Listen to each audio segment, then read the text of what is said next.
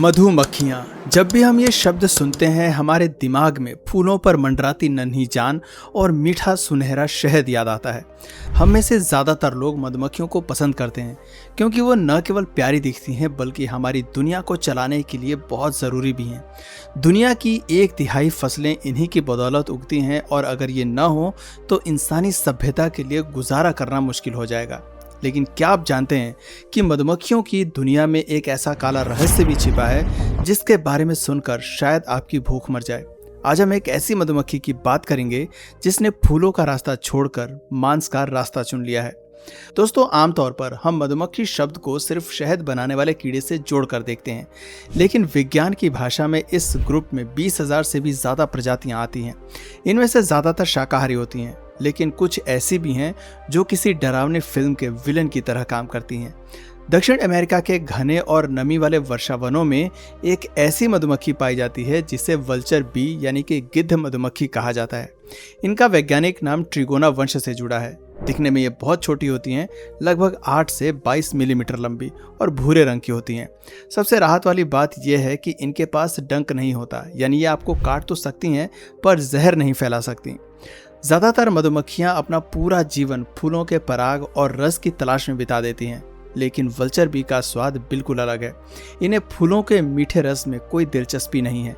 जैसा कि इनके नाम नेक्रोफेगा से पता चलता है, ये मुर्दाखोर होती हैं।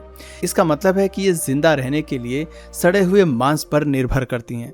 वैज्ञानिकों को इनके बारे में बहुत पहले से पता था, लेकिन 1980 के दशक तक किसी को अंदाज़ा नहीं था कि ये शाकाहारी नहीं बल्कि पूरी तरह से मांसाहारी बन चुकी हैं। अगर आप इनके सामने एक ताज़ा मीट का टुकड़ा रख दें तो शायद ये उसे न छुएं, लेकिन अगर कोई जानवर मरकर सड़ने लगा हो तो इनके लिए वो किसी शाही दावत से कम नहीं होता। इनका खाना खाने का तरीका और भी ज़्यादा खौफनाक है। जब इन्हें कोई सड़ा हुआ शरीर मिलता है तो ये अक्सर उसकी आंखों के रास्ते उसके शरीर के अंदर घुस जाती हैं ताकि नरम उत्तकों यानी कि टिश्यूज तक आसानी से पहुंच सके। अब आप सोच रहे होंगे कि एक छोटी सी मक्खी मांस को चबाती कैसे होगी।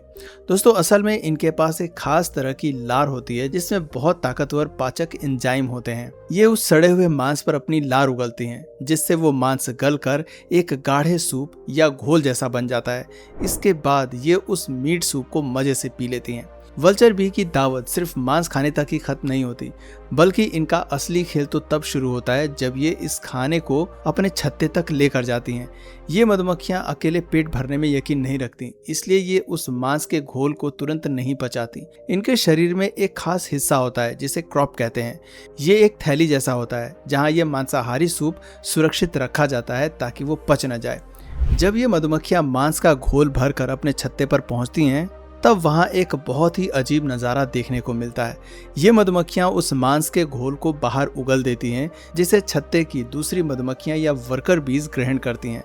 अब शुरू होता है दुनिया का सबसे अनोखा खाना बनाने का तरीका। छत्ते के अंदर ये मधुमक्खियाँ उस मांस के घोल को मिट्टी और मोम से बने छोटे छोटे गड्ढों में जमा कर लेती हैं।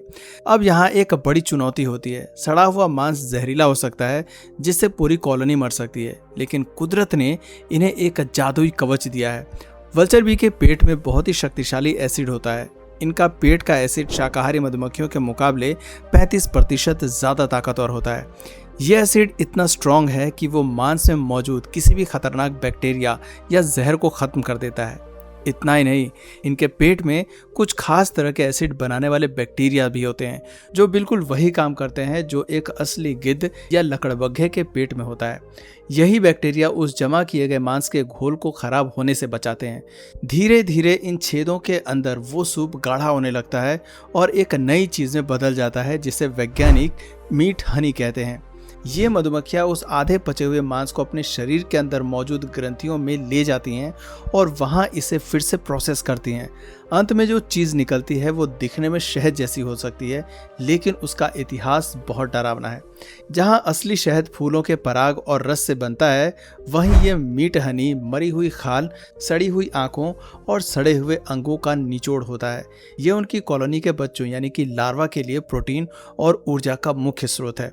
अब सवाल ये उठता है कि क्या ये मीट हनी दिखने में वैसा ही सुनहरा और पारदर्शी होता है जैसा हम बाजारों में देखते हैं? इसका जवाब है बिल्कुल नहीं। अगर आप इसे असली शहद के बगल में रखेंगे तो आप तुरंत फर्क पहचान लेंगे। वल्चर बी द्वारा बनाया गया ये शहद आम शहद की तरह एम्बर या सुनहरे रंग का नहीं होता। ये दिखने में हल्का सफ़ेद या दूधिया रंग का होता है और इसकी बनावट बहुत गाढ़ी होती है। शुरुआत में तो ये किसी पेस्ट या क्रीम जैसा होता है, लेकिन जैसे जैसे समय बीतता है और ये पुराना होता है तो ये धीरे धीरे गाढ़े तरल पदार्थ में बदल जाता है। कभी कभी इसमें हल्का पीलापन भी आ सकता है। अनजान में लोग इसे असली शहद समझने की गलती भी कर सकते हैं, लेकिन असली झटका तब लगता है जब इसे चखा जाए। दुनिया में बहुत कम ऐसे लोग हैं जिन्होंने इसे चखने की हिम्मत की है। जिन साहसी शोधकर्ताओं ने इसे चखा, उनके अनुसार इसका स्वाद बहुत ही तीखा और अजीब होता है। ये एक ही समय में नमकीन और मीठा लगता है, लेकिन इसमें सबसे अजीब बात है इसकी स्मोकी खुशबू। ऐसा लगता है जैसे किसी ने बहुत ज़्यादा नमक और मीठे को धुएं के साथ मिला दिया हो। जाहिर है ये स्वाद हर किसी के बस की बात नहीं है। दोस्तों, भले ही हमें ये सुनने में घिनौना लगे, लेकिन इन मधुमक्खियों के लिए ये सुपर फूड है। ये प्रोटीन और कैलोरी से इतना भरपूर होता है कि इसी के दम पर उनकी पूरी कॉलोनी और आने वाली पीढ़ी पलती है। दिलचस्प बात यह है कि कभी कभी ये मधुमक्खियाँ अपने खाने में थोड़ा बदलाव भी करती हैं। ट्रिगोना हाइपोगिया जैसी प्रजातियां कभी कभी सड़े हुए मांस के साथ साथ कुछ मीठे पौधों के हिस्से को भी मिला लेती हैं। इसे वो काफ़ी लंबे समय तक अपने छत्ते में पकने के लिए छोड़ देती हैं, जिससे इसका स्वाद थोड़ा और मीठा और गहरा हो जाता है। आप कह सकते हैं कि ये मधुमक्खियां प्रकृति की गॉरमेट शेफ हैं, जो अपना खाना बहुत सोच समझकर तैयार करती हैं। लेकिन वल्चर बी का डर यहीं खत्म नहीं होता। वैज्ञानिकों ने एक और ऐसी बात देखी है जो शहद बनाने वाली मक्खियों के बारे में सोचना भी मुश्किल है। ये मधुमक्खियाँ सिर्फ मरे हुए जानवरों का इंतजार नहीं करती, बल्कि कभी कभी ये खुद शिकारी बन जाती हैं। इन्हें कई बार मेंढकों के अंडों पर हमला करते हुए और उन्हें खाते हुए देखा गया है। मेंढकों के लिए ये मधुमक्खियाँ किसी डरावने सपने जैसी हैं। इनके पास अपने इस शिकार को काटने के लिए बहुत ही नुकीले और मजबूत जबड़े होते हैं, जो काइटिन नाम के प्रोटीन से बने होते हैं। ये जबड़े एक ही समय में मांस को काट भी सकते हैं और चबा भी सकते हैं। दोस्तों, मधुमक्खियों का ये शिकारी रूप वाकई हैरान करने वाला है, लेकिन इसके पीछे करोड़ों सालों के विकास की एक बहुत ही ठोस वजह छिपी है। कोई भी जीव अपनी पुरानी आदतों को तब तक नहीं छोड़ता जब तक कि उसके सामने जिंदा रहने का कोई बड़ा संकट ना आ जाए। दोस्तों, वैज्ञानिकों के मन में सबसे बड़ा सवाल यही था कि आखिर इन मधुमक्खियों ने फूलों का मीठा रस छोड़कर सड़ा हुआ मांस खाना क्यों शुरू किया। रिसर्च से पता चलता है कि इसके पीछे सबसे बड़ा कारण इनका वातावरण है। दक्षिण अमेरिका के जिन घने जंगलों में ये रहती हैं, वहाँ कभी कभी फूलों की बहुत कमी होती है। जब फूलों से मिलने वाला प्रोटीन और रस खत्म होने लगा, तो इन मधुमक्खियों को जीवित रहने के लिए किसी और चीज़ की तलाश करनी पड़ी। जंगलों में मरे हुए जानवरों का मांस आसानी से मिल जाता था और बस यहीं से इन्होंने अपनी डाइट बदल ली। दिलचस्प बात यह है कि मांस खाने की इस आदत ने इनके शरीर की बनावट को भी पूरी तरह बदल दिया। अगर आप किसी आम मधुमक्खी को देखें तो उसके शरीर पर बहुत सारे नन्हे बाल होते हैं। ये बाल कोई सजावट नहीं है, बल्कि ये फूलों के पराग को चिपकाने का काम करते हैं। लेकिन वल्चर बी के शरीर पर ऐसे बाल नहीं होते। वो एकदम चिकनी और क्लीन शेव दिखती हैं। इसकी वजह यह है कि अब उसे पराग इकट्ठा करने की ज़रूरत नहीं है।